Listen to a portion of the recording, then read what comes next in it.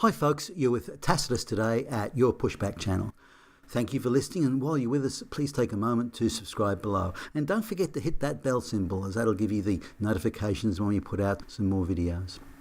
At a mid-level sporting event in a majority white Western nation, the winner of one category was a black African man, I suppose in his mid-20s.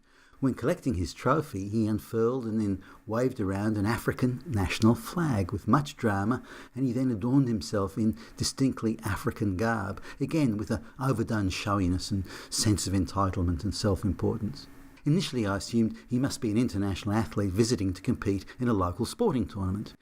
Yet as his group passed by, he was talking in a Western English accent without a hint of African or an African dialect. I was able to have a short chat with the athlete and gleaned he was born in a Western nation from an illegal black migrant father and a local Western-born black mother. He had been born in a Western white hospital, attended only Western schools, and had been gifted an affirmative action sports trainer college degree paid for by Western white taxpayers.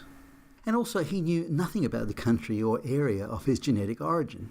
Even his trainers are all white Westerners, and the cost of his training is likewise partially funded by Western white taxpayers.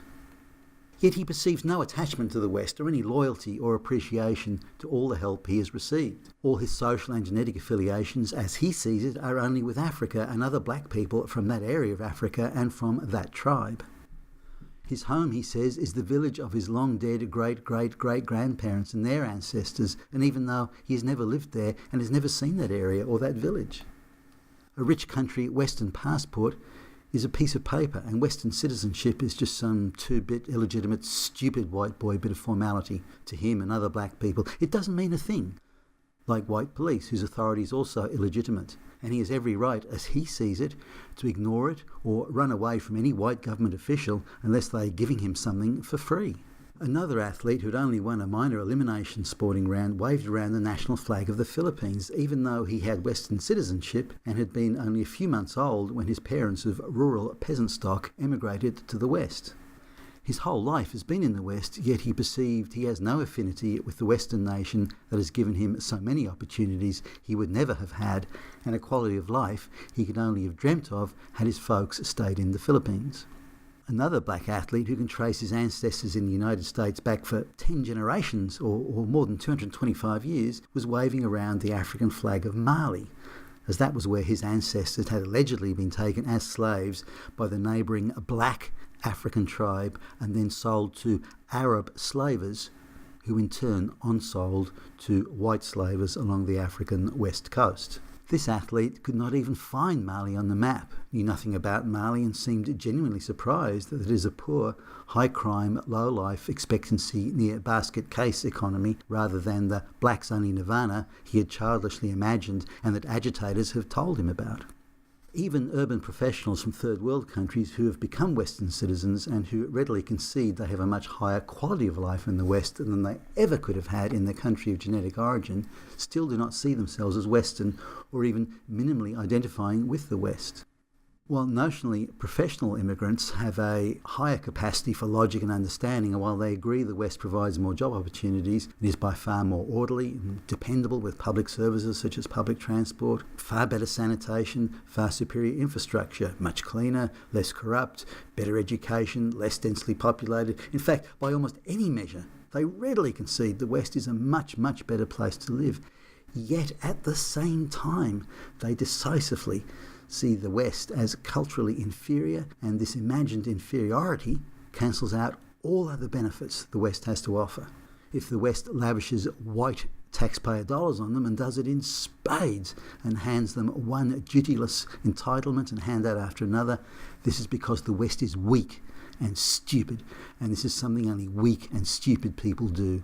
Why give something away when you don't have to? It proves the white West must be guilty of stealing from black and brown nations. I can take everything the whites want to give and still hate them.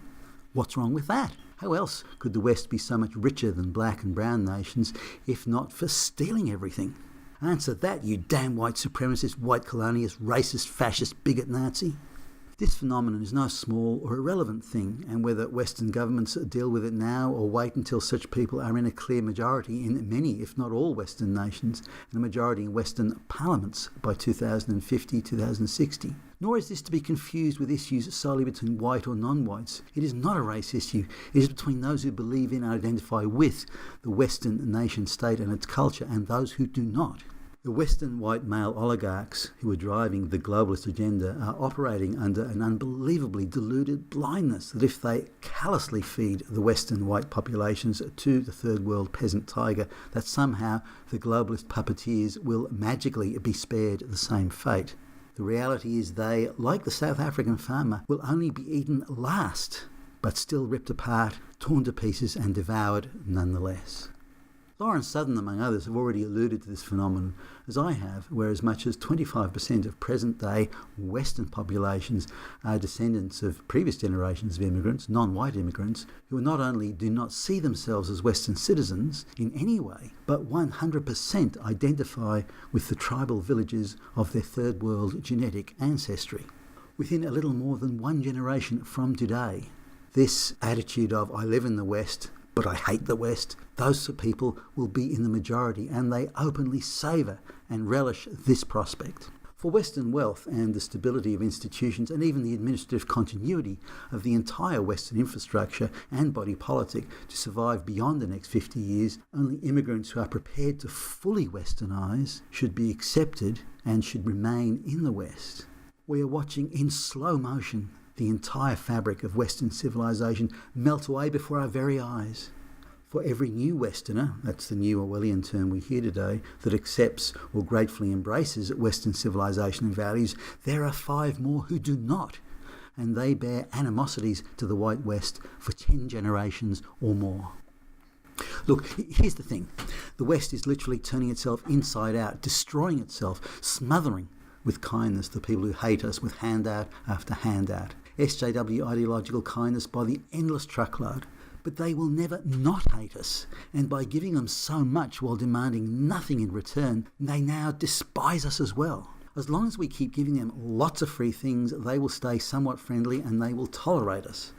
But when the free stuff runs out, or at some point in the future we demand something in return, that something is expected of them, it won't be pretty. And we've even gone into insurmountable debt for the privilege of giving away our last scrap of moral authority for not even a penny in return. If you see the future of the West as being nothing more than a grubby labour exchange for unemployed, unaccountable, third world black or brown peasants, just keep on voting for the same globalist mass immigration politicians you have been. But if you want something different, then you must direct your vote accordingly. You've been with Tacitus today, and thank you for listening.